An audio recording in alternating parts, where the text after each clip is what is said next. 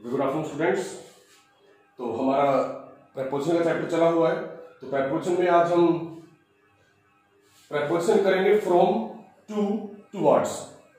ध्यान से देखेंगे, फ्रॉम का यूज होता है ओरिजिन के लिए, टू का यूज होता है डेस्टिनेशन के लिए और टुवर्ड्स का यूज होता है डायरेक्शन के लिए। मीनिंग टुवर्ड्स और टू में एक ही डिफरेंस है। टू में डेस्टिनेशन और डायरेक्शन दोनों होती है, लेकिन टुवर्ड्स में सिर्फ डायरेक्शन होती है। ठीक है, तो कुछ एग्जांपल्स मैंने आपके सामने लिख रखे हैं, फिर भी मैं आप लोगों को बता देना चाहता हूं फ्रॉम और टू क्या होता है। देखेंगे जैसे हमारे पास एक कोई, अगर हम यहां पे मेजरमेंट कर रहे हैं यहां से इससे इस साइड, तो ये हमारा ओरिजिन है नीचे वाला, ठीक है, और ये हमारा क्या है, डेस्टिनेशन है। मतलब हम यहां पे हैं अभी और हमें पहुंचना कहां पे है, यहां पे। तो ये तो हो गया हमारा टू और ये हो गया हमारा फ्रॉम। अगर हम इस साइड से इस साइड करते हैं तो क्या हो जाएगा, यहां पर ओरिजिन हो जाएगा और यहां पे डेस्टिनेशन हो जाएगा। मतलब कि यहां पे टू हो जाएगा और यहां पे क्या हो जाएगा, फ्रॉम हो जाएगा। तो कुछ एग्जांपल्स की हेल्प से हम यहां पे देखते हैं कि कौन सा ओरिजिन है और कौन सा डेस्टिनेशन है। तो पहला एग्जांपल मैंने लिख रखा है, the fuel prices rose, the fuel prices rose that's the highest level और दैट्स द लोएस्ट लेवल। तो अभी आप देखेंगे जो हाईएस्ट लेवल होता है वो क्या होता है, अगर हम इस तरीके से कंसीडर कर रहे हैं, इस तरीके से, तो ये क्या हुआ, डेस्टिनेशन। और डेस्टिनेशन के लिए हम क्या यूज करते हैं, टू।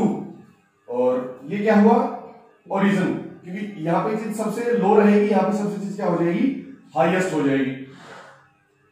ये सबसे लो रहेगी, ये सबसे हाईएस्ट होगी। तो हाईएस्ट लेवल क्या होता है, डेस्टिनेशन, और लोएस्ट लेवल क्या होता है, origin. The fuel prices rose from the lowest level, lowest level से क्या हो गए, उठ गए हैं। The fuel prices rose to highest level, highest level तक पहुंच गए, तो वो क्या है, हमारा डेस्टिनेशन है। They found the price of fuel dash the highest level और लोएस्ट लेवल।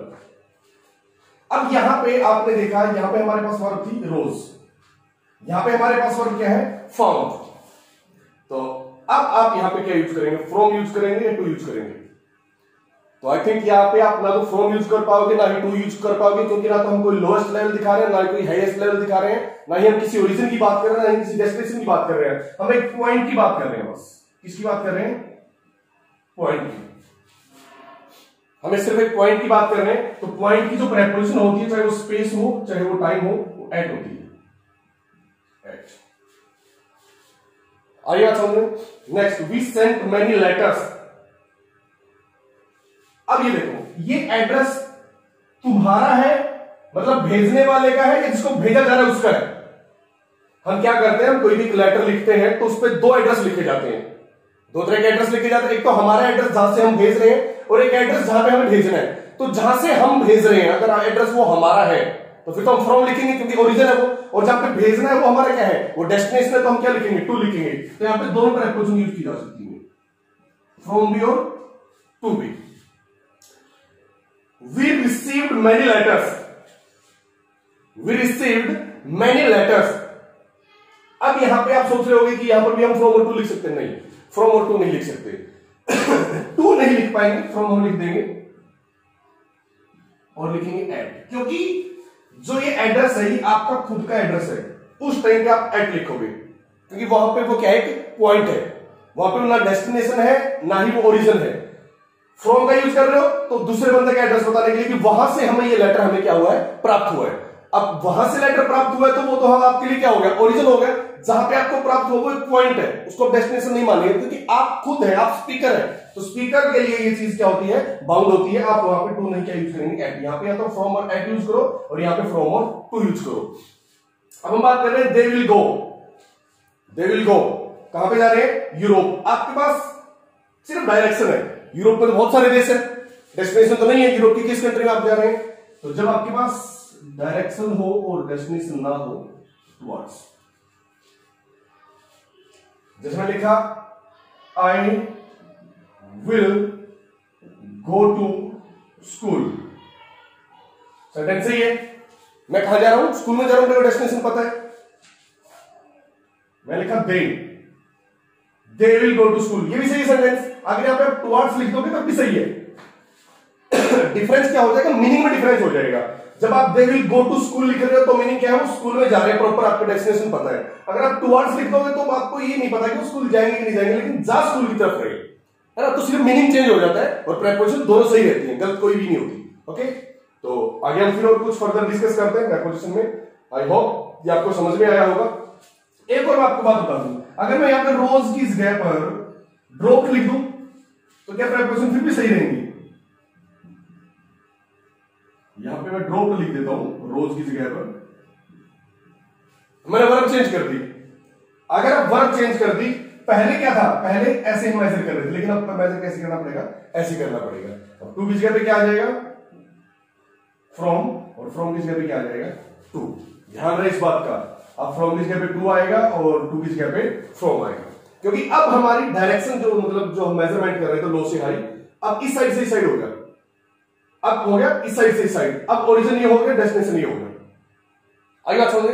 तो अगर वर्ब रट नहीं ले रहा किसी चीज को, अगर हाईएस्ट लेवल है तो टू ही आएगा और लोएस्ट लेवल है तो फ्रॉम ही आएगा, ऐसा कुछ नहीं है। Depend upon the context, depend upon the verb. अगर वर्ब बढ़ाने की है तो हम यहां पे टू लिखेंगे, यहां पे फ्रॉम लिखेंगे। अगर वर्ब ड्रॉप की है, घटाने की है, डायरेक्शन चेंज हो जाती है, तो हम फिर वहां पे फ्रॉम और यहां पे टू लिखेंगे।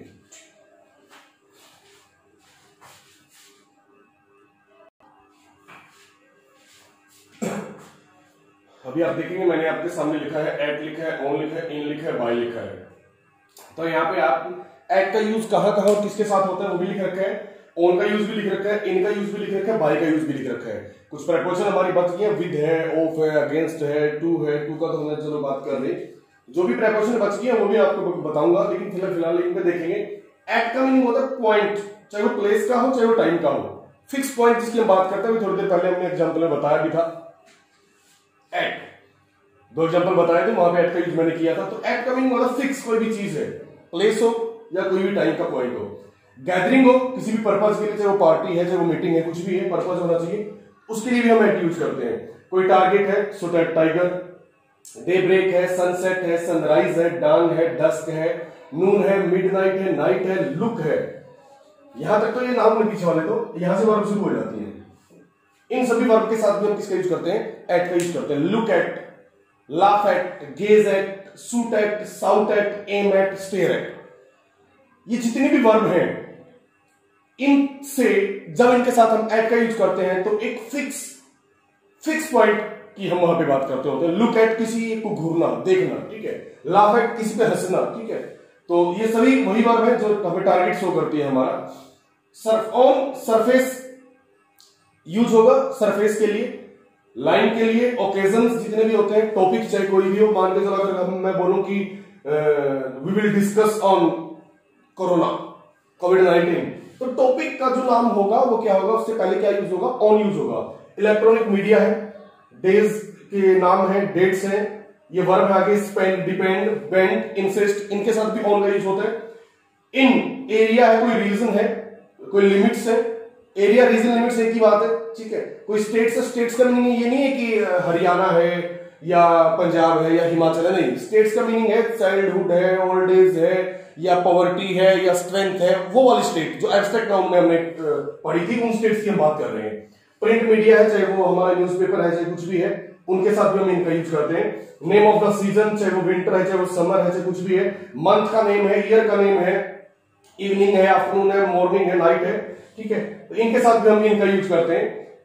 बाय का यूज होता है डूअर, कोई जैसे हम बोलते हैं ना, snake is killed by Ram, अब काम को करने वाला कौन था, राम, तो किसका यूज किया गया, बाय का, तो डूअर होता है। नजदीक का कोई भी स्थान बताना हो तब भी हम नियर का यूज, बाय का यूज कर लेते हैं। डिग्री, किसी भी अमाउंट की, किसी भी क्वांटिटी की डिग्री बतानी हो तो वो भी हम उसके लिए भी बाय का यूज करते थे। ये सारे एग्जांपल्स मैं आपको बताऊंगा, अभी मैं आपको ओवरली बता रहा हूं। टिल का यूज हम टाइम के लिए, पॉइंट के लिए करते हैं, ठीक है। Till 5 PM, till 7 PM। Manner बताने हो, मीन्स ऑफ ट्रांसपोर्टेशन बताना हो तब भी बाय का यूज करते हैं ना, वी ट्रेवल्ड बाय बस, तो बस क्या है, ट्रांसपोर्टेशन का मीन्स है, तो उसके साथ हम किसका यूज करते हैं, बाय का यूज करते हैं। ये मैंने आपको आर्टिकल में बता रखा है, मीन्स ऑफ ट्रांसपोर्टेशन, बाय का use. By plus means of transportation जब भी हम यूज करते हैं तो उनके बीच कोई भी आर्टिकल का यूज हम नहीं करते। ये चीजें मैं पहले डिस्कस कर चुका हूं, तो इनके आप अच्छे से अपनी फेयर नोटबुक में नोट बनाएंगे और मैं आपको ग्रुप में इनके जितने भी एग्जांपल्स हैं वो आपको भेज दूंगा, तब तक आप इनके नोट्स बनाएं और अच्छे से रिवाइज करें। किसी को कुछ समझ में ना आता है तो मेरे से पूछे, एक बार पूछे, 2 बार पूछे, जितनी बार पूछ सकते पूछो आप मेरे से, ठीक है। तो आप इसमें रिवाइज कीजिए और इसको जो आज तक मैंने करवाया, चाहे वो आर्टिकल है, चाहे वो वर्ब है, चाहे वो टेंस है, चाहे वो नाउन है, आज प्रेपोजिशन है, नॉन फाइनाइट्स है, इन सबको आप रिवाइज करते रहिए। अगर आप रिवाइज करते रहेंगे तो आगे आने वाली जो क्लासेस होती है उनमें हेल्प मिलती रहती है। नहीं तो फिर आपको कहीं जीनेट नहीं पता होता, कहीं पार्टिसिपल का नहीं पता होता, कहीं ट्रांजिटिव का नहीं पता होता, कहीं इंट्रांजिटिव का नहीं पता होता, तो फिर आगे चीजें चल के दिक्कत करती हैं। प्रेपोजिशन पूरा वर्ब के चैप्टर पर डिपेंड है, जो ट्रांजिटिव और इंट्रांजिटिव को पहचानता है। क्योंकि कल वाली क्लास में मैं जब आपको एग्जांपल्स करवाऊंगा तो आप वहां पे कंफ्यूज हो जाओगे अगर आपने वर्ब का चैप्टर रिवाइज नहीं किया है। Okay students, thank you.